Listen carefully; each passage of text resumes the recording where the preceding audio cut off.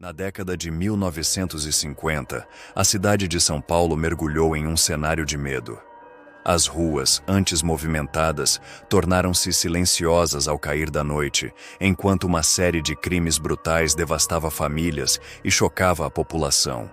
Manchetes sangrentas e histórias de terror estampavam os jornais.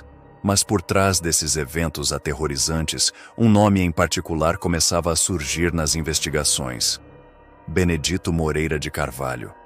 Foi apenas em 1952 que o verdadeiro alcance de seus atos horrendos veio à tona, revelando um dos assassinos mais cruéis da história brasileira. Hoje, você conhecerá os detalhes perturbadores da vida e dos crimes do monstro de Guaianazes. Antes de começarmos, já deixe o like neste vídeo, inscreva-se no canal Cérebro Sombrio e ative as notificações para acompanhar as histórias mais perturbadoras de crimes reais.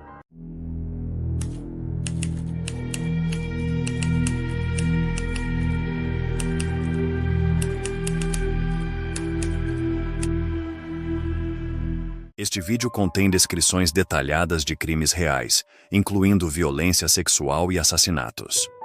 Alguns espectadores podem achar o conteúdo perturbador. Recomendamos discrição ao assistir. Em abril de 1952, a tranquilidade do distrito de Parelheiros foi quebrada com uma descoberta macabra. O corpo de Gertrudes Danzinger, uma mulher austríaca de 29 anos, foi encontrado em um local ermo próximo a um ponto de ônibus. Gertrudes era mãe de 3 filhos e levava uma vida discreta em São Paulo.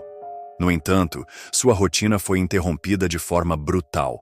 Ela foi estrangulada com uma corda e abandonada à beira da estrada. Quando a polícia chegou ao local, o caos se instaurou. Uma testemunha, visivelmente perturbada, acusou o próprio investigador Adalberto João de ser o assassino. Todos os presentes ficaram atordoados com a situação, mas, sem dúvidas, Adalberto não era o responsável por aquilo. A confusão inicial desviou as investigações, mas também trouxe uma pista valiosa. O verdadeiro criminoso tinha características físicas semelhantes às de Adalberto e carregava uma espécie de maleta ou pasta de couro consigo. Esse detalhe seria essencial para conectar os crimes futuros. Pouco tempo depois, em maio do mesmo ano, um novo crime chocaria a cidade.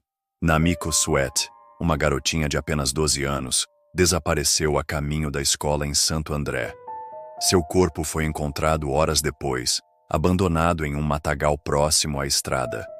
Namiko havia sido violentada sexualmente, estrangulada e coberta com suas próprias roupas.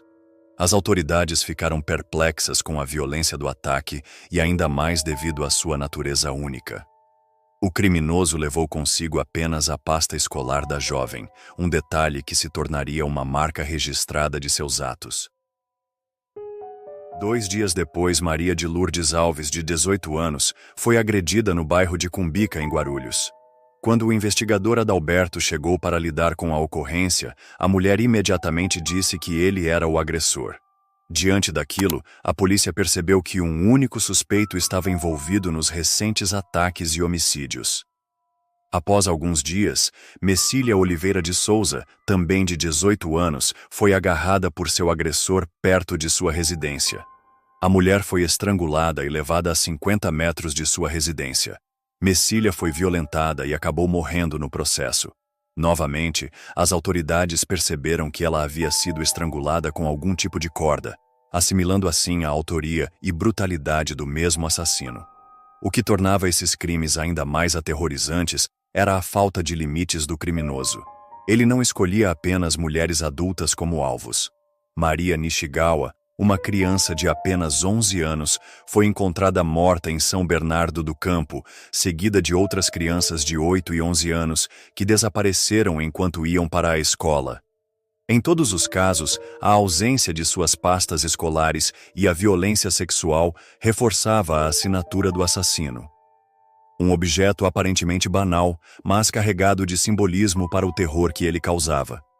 O monstro de Guaianazes, como a imprensa o apelidou, parecia agir com precisão cirúrgica.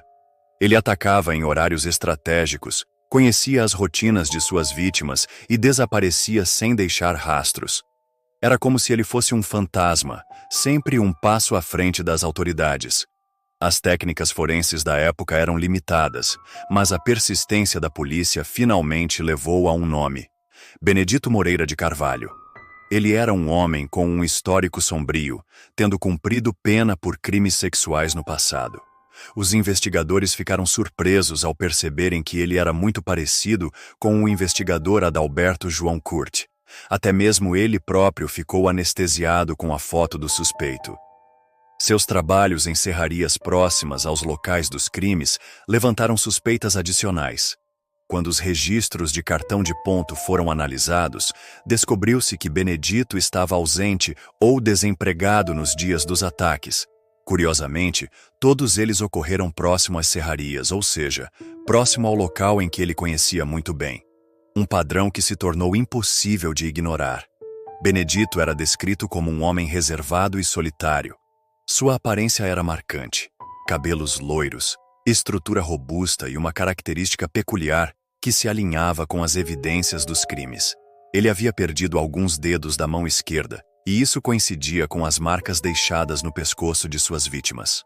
No dia 29 de agosto de 1952, a polícia finalmente cercou o monstro de Guaianazes em uma operação que combinou estratégia, paciência e muita preparação. A investigação havia chegado ao ponto crítico e todos os esforços convergiam para capturar o homem que aterrorizava São Paulo.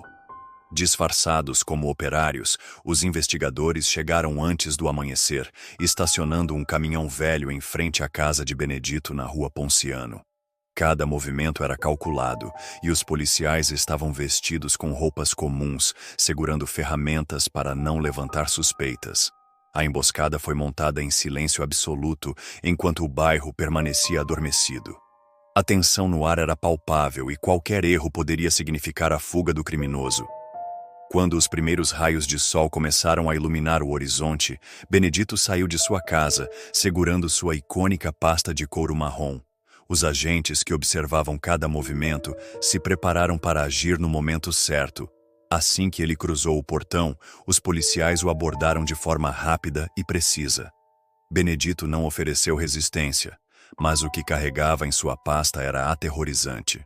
Um cordel com uma laçada, idêntico ao usado nos estrangulamentos. A evidência era irrefutável e colocava um ponto final na liberdade do assassino. Dentro da casa, o horror continuou a se desdobrar. Em uma busca meticulosa, os policiais encontraram itens que conectavam Benedito a seus crimes de forma inegável. Pastas escolares pertencentes às vítimas mais jovens, o famoso chapéu cinza descrito por testemunhas e recortes de jornais detalhando os assassinatos estavam cuidadosamente guardados. Cada objeto era uma peça do quebra-cabeça macabro que o monstro de Guaianazes havia construído ao longo de sua trajetória criminosa. Antes de se tornar o monstro de Guaianazes, Benedito foi um jovem comum, marcado pela violência doméstica e dificuldades financeiras.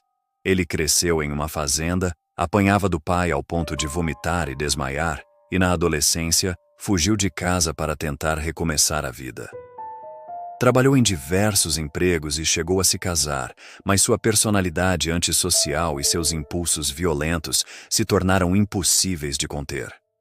O próprio Benedito, em um dos interrogatórios, admitiu: Eu sabia que era errado, mas não conseguia parar. O julgamento de Benedito Moreira de Carvalho foi um dos momentos mais aguardados pela população, mas também um dos mais intrigantes. Durante os depoimentos, ele detalhou com frieza como atraía suas vítimas, muitas vezes observando suas rotinas por dias antes de agir. O tribunal ficou em silêncio absoluto enquanto Benedito narrava os passos que o levaram a cometer alguns dos crimes mais hediondos do Brasil. Após mais de 15 dias de interrogatório, as autoridades finalmente o levaram para os locais dos crimes, onde aconteceu a reconstituição dos eventos. Benedito era detalhista em suas explicações. Ele mostrou as trilhas e atalhos dentro da mata por onde havia passado após os crimes. Quando questionado sobre a corda que ele usava em seus crimes, Benedito a chamou de cordinha e disse que as usava para amarrar os gravetos que utilizava no fogão a lenha da sua casa. Contudo, sua esposa negou e disse que o fogão era movido a carvão e não a gravetos. Além do mais, foi notado que o mesmo cordão era usado em serrarias para amarrar as ripas de madeiras. Em análises forenses, as marcas ao redor do pescoço da vítima, Gertrudes Dunzinger, foram ditas como compatíveis com a cordinha que Benedito usava. O criminoso tentou de todas as formas evitar que fosse enviado para uma prisão, pois para ele, o seu lugar seria em um hospital psiquiátrico. De acordo com Benedito, ele não conseguia controlar seus impulsos violentos quando estava excitado sexualmente. Em outubro de 1952, Benedito Moreira de Carvalho foi inocentado de todos os seus crimes. Ele foi declarado inapto a ser julgado e foi enviado para o hoje conhecido como Hospital de Custódia e Tratamento Psiquiátrico Professor André Teixeira Lima. Durante os anos seguintes, Benedito foi diagnosticado como vítima de psicose e pseudopsicopatia por lesão cerebral. Em seu tempo no hospital psiquiátrico, Benedito foi descrito como autoritário, obediente, mas dominador. Apesar de estar sob supervisão médica, ele continuava a despertar medo e curiosidade. Até sua morte, por infarto, em 1976, Benedito era visto por muitos como o retrato do mal que pode emergir de traumas e impulsos não controlados. Em vida, Benedito Moreira de Carvalho fez 29 vítimas, sendo 10 agressões sexuais seguidas de homicídio, 9 estupros, 6 tentativas de estupro, 2 atentados ao pudor, 1 homicídio e uma tentativa de estupro que resultou em homicídio. Das suas 29 vítimas, 22 eram menores de idade. O caso de Benedito Moreira de Carvalho é um dos capítulos mais sombrios da história criminal brasileira. Ele não apenas abusou e ceifou vidas inocentes, mas também deixou um legado de medo e sofrimento. Suas ações revelaram falhas no sistema de justiça e na proteção das vítimas, mas também reforçaram a importância de investigações persistentes. Embora o monstro de Guaianazes tenha encontrado seu fim atrás das grades, as marcas de seus crimes jamais serão apagadas. Que suas vítimas sejam lembradas não apenas pelo terror que viveram, mas pela necessidade de lutar por um mundo mais seguro e justo. Se você chegou até aqui, não esqueça de curtir este vídeo, se inscrever no canal Cérebro Sombrio e compartilhar essa história para que mais pessoas conheçam os detalhes desse caso perturbador. Até o próximo vídeo.